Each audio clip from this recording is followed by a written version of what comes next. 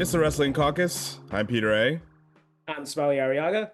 And we're just wrapping Elimination Chamber. Literally, the show just ended, and we're hopping on to talk about all the things from a very newsworthy Elimination Chamber.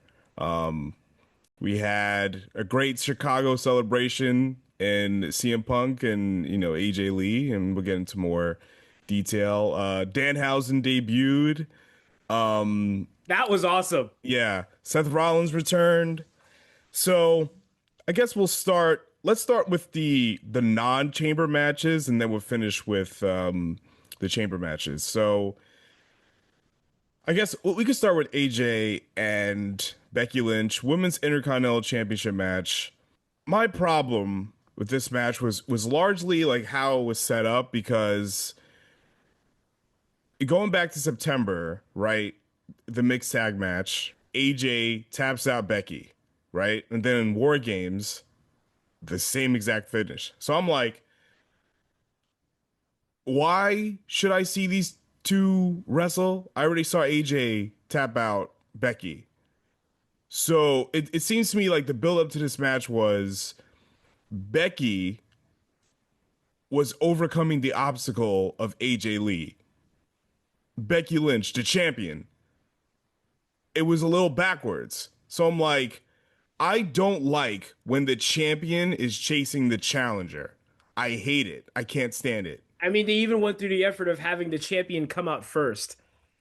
I That's don't care about that. I uh, largely it's like the way this shit was set up. It's like I already saw AJ tap you out clean twice in a row.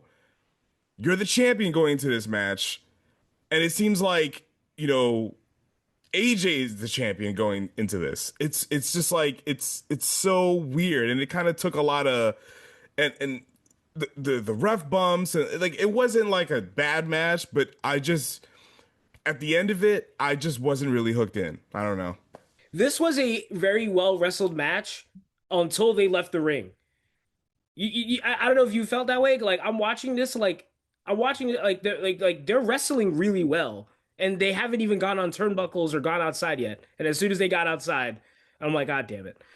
Like like specifically the act of the referee leaving the match to go outside to pick up the turnbuckle pad. If the turnbuckle pad was still in the ring and she did that, cool.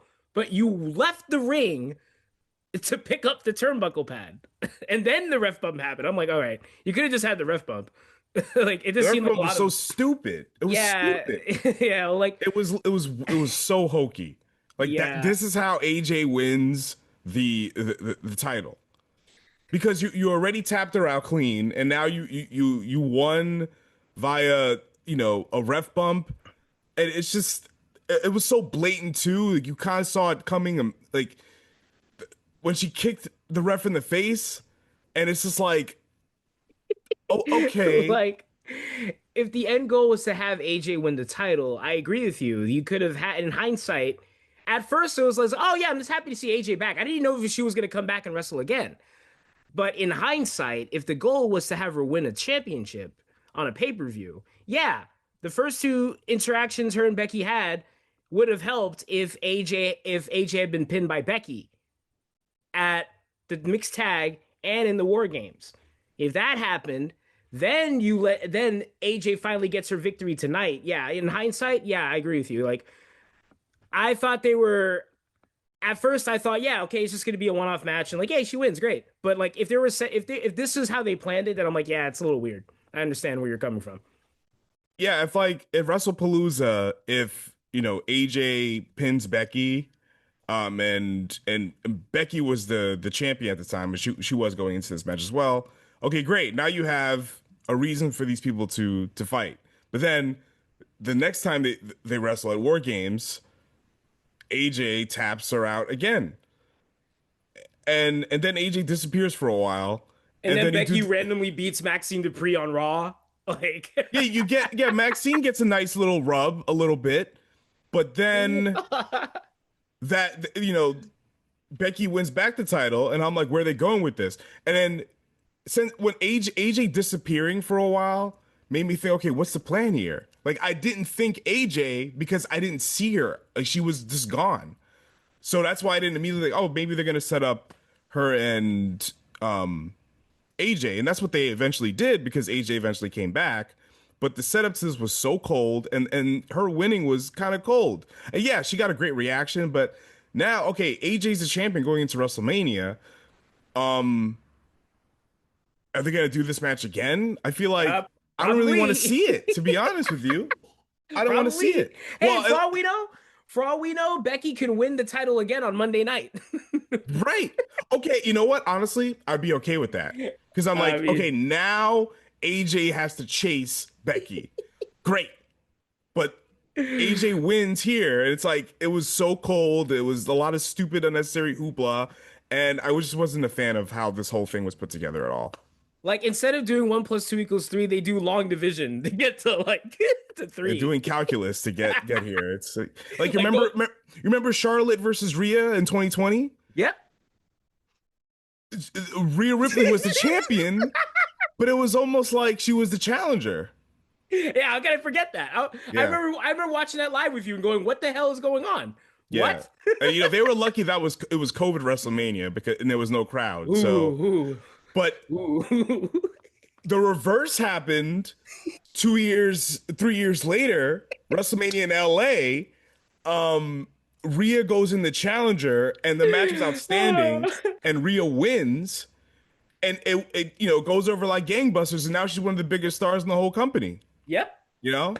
Isn't it funny when you introduce like simple logic, you realize how silly most wrestling booking can be? When you introduce like a simple question, it like everything falls apart. It's like blowing on a house of cards. Yeah, it was all over the place, but I mean, yeah. match wise, like I said, match wise, this was a very well wrestled match until they left the ring. Yeah, no, the ref bump sucked the air out of it. For me, I was like, I don't care anymore. I'm done. I agree. I agree. Like it hurts because like God, man, AJ Lee is so good. Like she's so good, and like, but yeah, like the weird booking decisions kind of it kind of took away, you know. Yeah. Um, the next non-chamber match, CM Punk, Finn Balor. This match was great. It was great. It felt like a big deal. Oh yeah, Finn Balor had his old entrance. He came out. He looked like a star. CM Punk had the nice Chicago Bulls NBA championship, Michael Jordan entrance, crowd singing along to, Living Color, which is great. I loved it. It felt like a big deal. yeah. Um, and these guys had a nice, well wrestled match. There's nothing really to really complain about. Well, it was kind of like a better version of their Raw match. It was like a more like I mean the Raw match was really good too. I don't know if you saw that in Ireland. That was great too. I will say, and well, I'm not really saying that. Well, yeah, like this was a better match than the Raw match, but I will say the Raw match, I liked the finish better. Okay. And you remember how like I don't know what they were doing, but Punk rolled Finn Balor into the ring and then stood up into a GTS. And Yeah. like that was a sick finish. But the thing is, I'm just comparing two great matches. Yeah. The the finish of this match was really good too. Like Finn doing the drop kick outside and finally breaking the barricade, him trying to get Punk into the ring, and then he like did that coup de grace, but then he had that you see, I love when wrestlers do this when they sell their own moves. Finn, in any other situation, he didn't just dive into the pin right after the coup de grace. He sold his own injury because he was already banged up. So him doing the coup de grace, that split second of like him trying to get to the pin, like Punk did that earlier in the match when he gave a good elbow, but he was like grabbing his stomach because it was hurt and he was bleeding from the mouth. And the little things these guys did in this match really helped. It was great. Yeah. Um, it was super physical. It was a nice, clean wrestling match, and they shook hands. It was like a very code of honor esque. It was cool in that regard. But going back to AJ and Becky for a second, if they wanted to have hoopla, right? You could have done some nefarious. Becky could have had brass knuckles or whatever, snuck a victory, and you do the setup for Mania. That would have been fine. Here, I think Finn Balor's still in the Judgment Day, so they could have been hoopla and shenanigans, but there wasn't. Going forward, after this match, Finn Balor's or the Judgment Day as a whole is gotta just stop. Because I can't take it seriously anymore. It's just when Finn Balor is away from Judgment Day, it's just he comes across as like a superstar. But when he's with the Judgment Day, it just feels like, Looney Tunes. Oh no, I understand. Like especially the Looney Tunes analogy. Do you remember when Finn Balor came back to NXT, right? And then Johnny Gargano and yeah, Johnny Gargano was confronting Adam Cole's stable, like the what the hell? What the hell are they called? The Undisputed Era, yeah. Yeah. And Finn Balor stood side by side with Johnny Gargano, and then he took off his jacket and he did that amazing Pele kick and betrayed Johnny Gargano. I Yeah. want Finn Balor to lead Judgment Day like that. Except I want him to kick Dominic in the head. Yeah, we'll see. Hopefully, now that Finn Balor's got his cool theme back, hopefully do something more with him because he's clearly just he's got aura. He's got a superstar presence. So hopefully you know, they do something interesting with it. Okay. So last non-chamber business. I honestly like I'm not a fan of like mystery box things in wrestling, it's a little Yeah. corny. Ugh. However, this is perfect for a Danhausen. Yeah, I was so Perfect for happy. Danhausen. Yeah. Didn't I tell you that? Like, I think we were talking about this. I don't know if it was like the last show or like we were like, oh, imagine Danhausen comes to WWE, and remember you were like, I don't know about that, and I was so happy. Oh my God, especially since him and Punk are friends, and he came back at a Chicago show Yeah. right after Punk wrestled. Wait, for all we know, CM Punk probably ordered the box. He probably ordered Danhausen in a box. I am gonna sort of withhold celebrating fully, because I love that Danhausen is here. I think Danhausen is a great asset to wrestling. He's very entertaining as a unique character. I just don't know how, because WWE historically, if your character is a little bit left of center, you're kind of put in a box and they make you a joke that you can't take seriously, right? Because he doesn't need to be the world champion. He doesn't need to win the Royal Rumble or whatever. There is a place for a Danhausen. But here's the thing: as happy as I was to see him in Chicago, you're perfectly valid to be afraid. Be very afraid. Listen, there are a lot of ways that this can go well. You're right, but this is WWE. There are a lot of ways that they can mess this up. And because they have royally in the past. So it can Truth, go look at either Truth, way. for example. Oh, Jesus Christ. I mean, Truth is over Yeah. as hell. If Truth came out of the box, I would be like, oh, this is annoying. But like him singing, rapping his song, the people still love it almost 20 years later. But however, I think they put, our Truth in a box. Literally No. and figuratively. Yeah, yeah. Like Danhausen, he shouldn't be so, isolated and okay, you're the joke. You can make him a comic relief character that you can also take a little bit seriously, but he's also there to kind of entertain you. You know what I mean? Oh, yeah. Yeah. Listen, I'm happy, but anyone who's afraid, like I said, be very afraid because they can mess this up. They can. Who do They you think can. his first opponent should be? Uh, his first opponent. Yeah. I would like his first opponent to be I would say Miz because he's like easy food for any new guy. It could be Miz. I could imagine Miz getting very annoyed at Danhausen. So yeah, I mean, yeah, it could be Miz. Have him be Miz. I mean, uh, you see, Danhausen also, I can see him as like a jobber, but like a draw. Like in a sense, like he loses to like, prominent people. Like he'll have like a great, like, you remember what they did with Heath Slater and Brock Lesnar? That amazing segment where like Brock is like, I don't give a shit about your kids. Yeah. Yeah, he can do things like that. He can like be entertained. He can get over and then get killed. Like like. Him But and Miz will be a perfect program oh because yeah, they're both great characters. They're great personalities. They'll make something super entertaining. It would be very good TV to see those two or pay-per-view, whatever it is. That would work well. I would love to see that, honestly. or like imagine him wrestling Punk. It would have to be like 5 minutes, but like Could you imagine? Like he kills him, and then Yeah. like he does the thing where he takes him back, he drags him his carcass backstage. Like he's my friend, you know.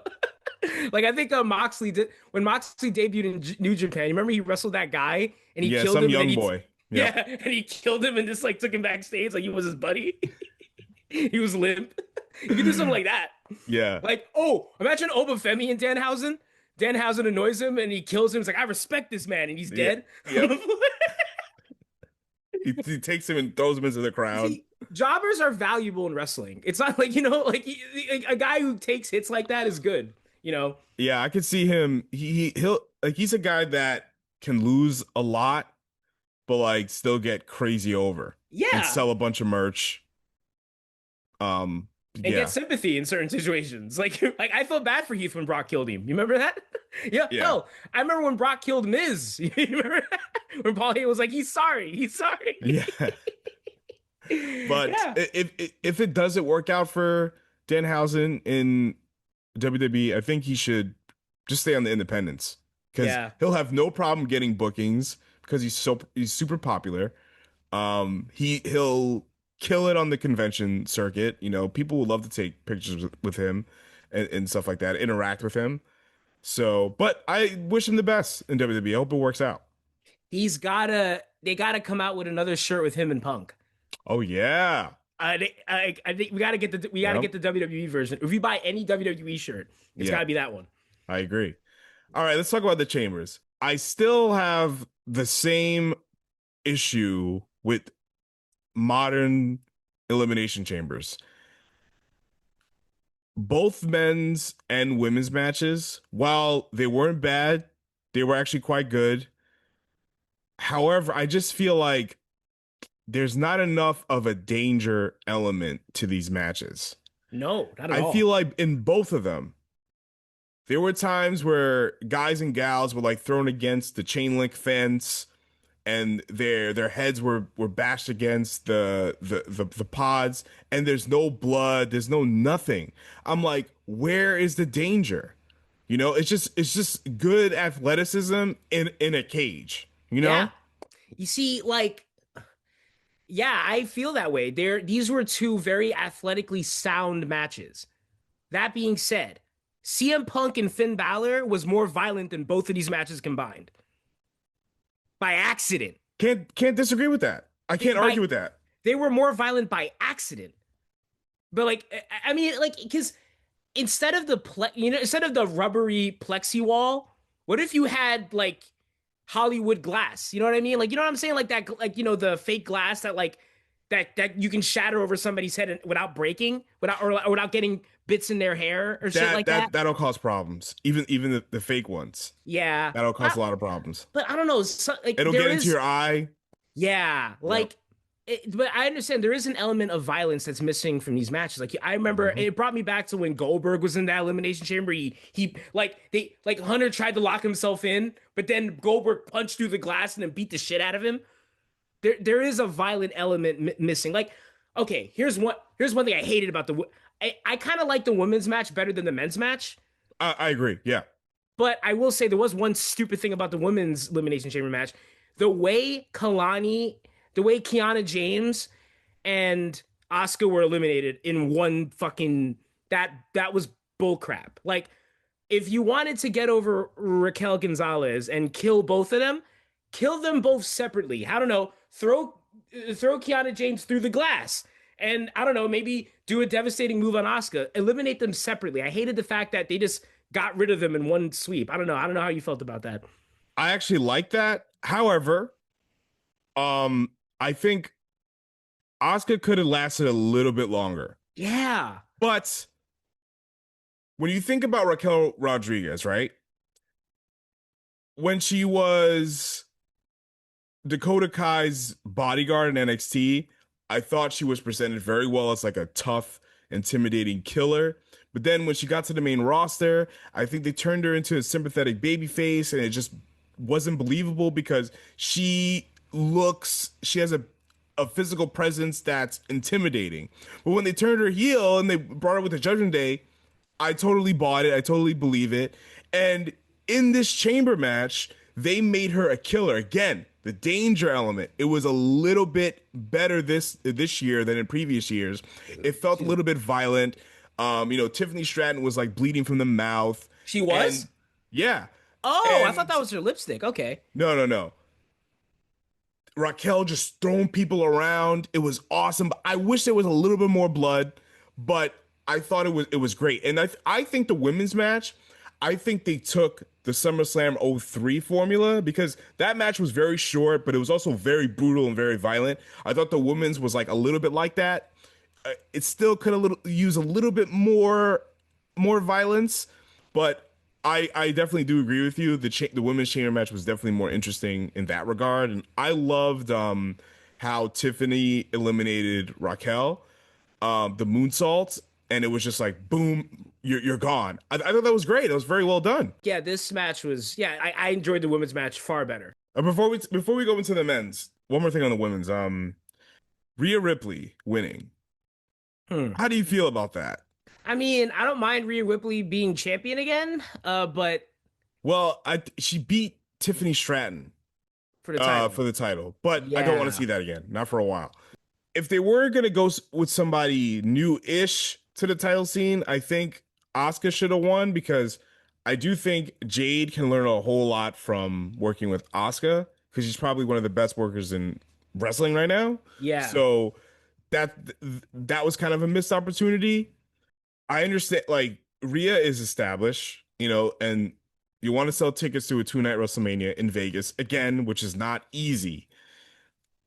However, I do think that we need to freshen up our main event scenes a little bit, and do things that we're not expecting because I think that's sort of kind of an issue with both WWE and AEW now. Because if you look at the the Revolution card right now, Young Bucks FTR, great every time. Again? Yes, yes, these guys work very well together. They always have great matches, but man, we got to do something new. MJF and freaking Hangman Adam Page. Yeah, again. I feel like it's Groundhog Day. They should rename Again. Revolution this year Groundhog Day. Yo, that last match they had, okay, I knew I wasn't crazy. That last match MJF and Hangman had, I'm like, okay, they're not gonna wrestle again for a while. Like, and I don't know about you, I felt like even the promos leading up to it, I'm like, dude, I've heard this before. I've heard Exactly. this before. MJF makes fun of Hangman. Hangman gets all fired up and mad, and I'm like, dude, I've seen this before, man. WWE is in danger of going in that direction, Yeah. especially in lead up to WrestleMania. I mean, CM Punk and Roman is fresh because now that John Cena is retired, now is the opportunity to start thinking about doing something new. Having Trick Williams and Javon Evans in the chamber is awesome. I'm glad Cody didn't win because I don't know if I want to see Cody and Drew 1-on-1 again.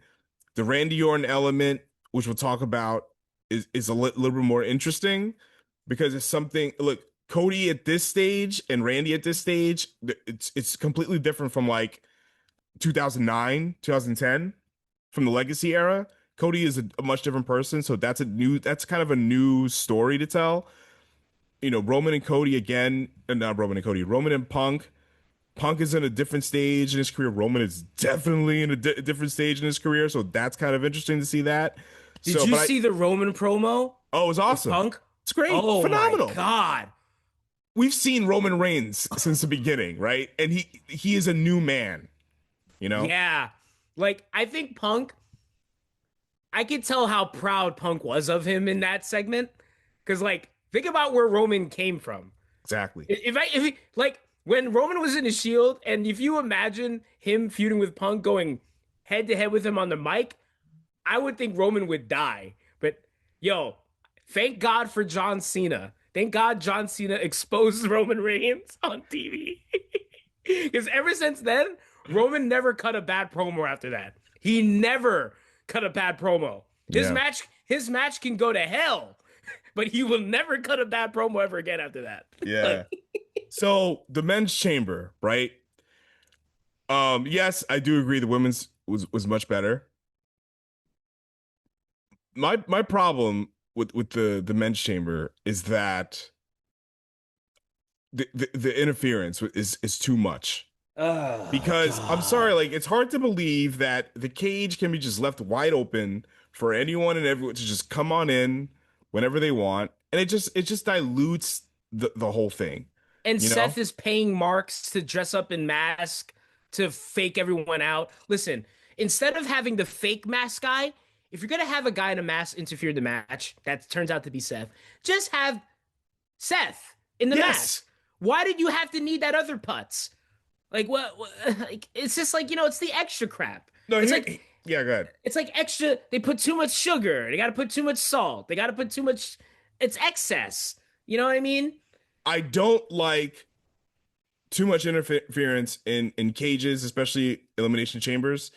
Um, I don't mind that Seth was interfering because the story is Seth is trying to destroy the Vision, right? Hence why he costs Logan Paul the chamber, the match. I'm definitely okay with that. Drew coming in, if Drew came in after the fact, cool.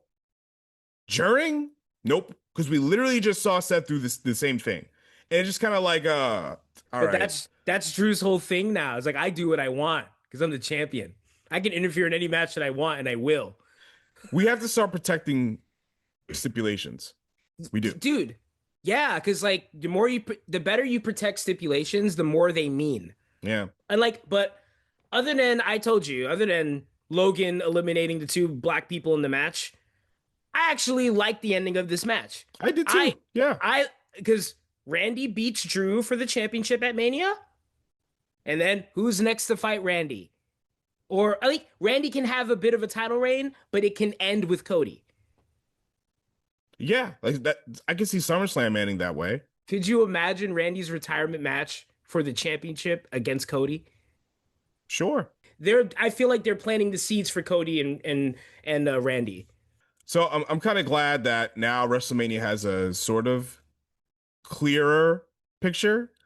Because usually when we get to the chamber, that we have more of an idea what's going to happen. But now there's a lot more, maybe we get Seth Rollins and Braun Breaker, hopefully, and not Oh, I Logan would. Paul again. That would no way. Oh, I would love Seth and Braun. That would be Yeah, good. yeah, And like yeah, whoever wins, the vision is over. It doesn't matter. Whoever wins, the vision is over. yeah, I get exactly, Paul. Whoever wins gets Paulie. exactly. Yeah. We got Punk and Roman. That's awesome. Maybe it looks like either Randy and Drew or Randy, Drew, and Cody. As long as Randy wins and that Cody, because we talk, Cody being in chase mode against Randy, I want It's that to be a much more one-on-one match. interesting. Yeah, I agree. Yeah. I want that to be a one-on-one match. I don't know. I don't know. I think I've just seen so many three ways at Mania for championships. I'm like, just keep it one-on-one I for don't care now. if it's six people in the match, as long as the story is interesting. I don't give a shit. I don't care. Well, the last Fatal Four-Way that Randy had for the title actually was a good story. So I don't know. Definitely a lot more, things to pay attention to. You got two nights, so we'll see what happens. But the one thing that kind of annoyed me about the show, four matches.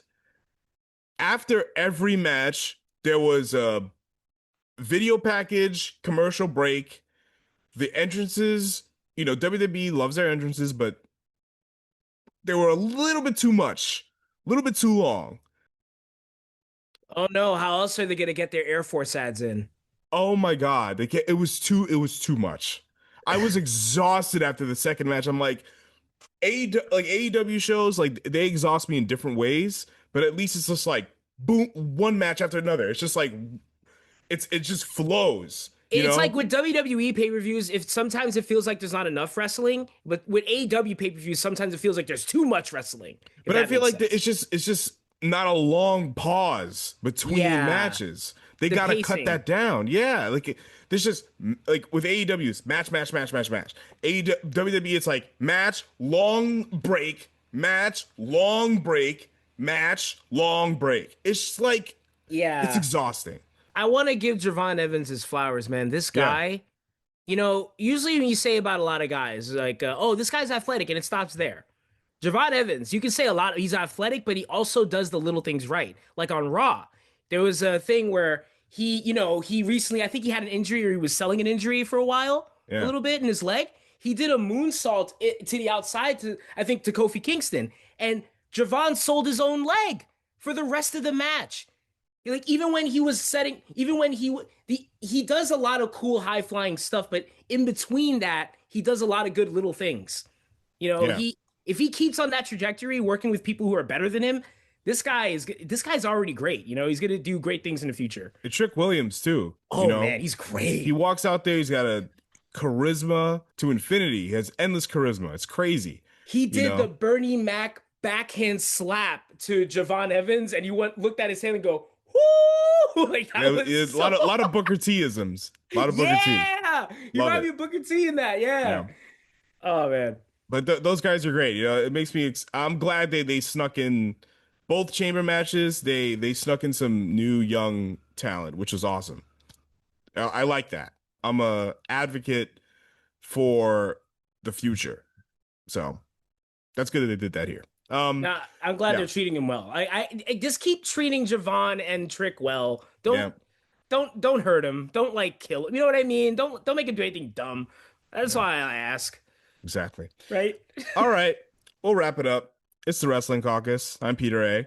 I'm Smiley Arriaga. And you can subscribe to us on YouTube for bite-sized clips of the show, and you can listen to the Wrestling Caucus wherever you get your podcasts, Apple, Spotify, etc.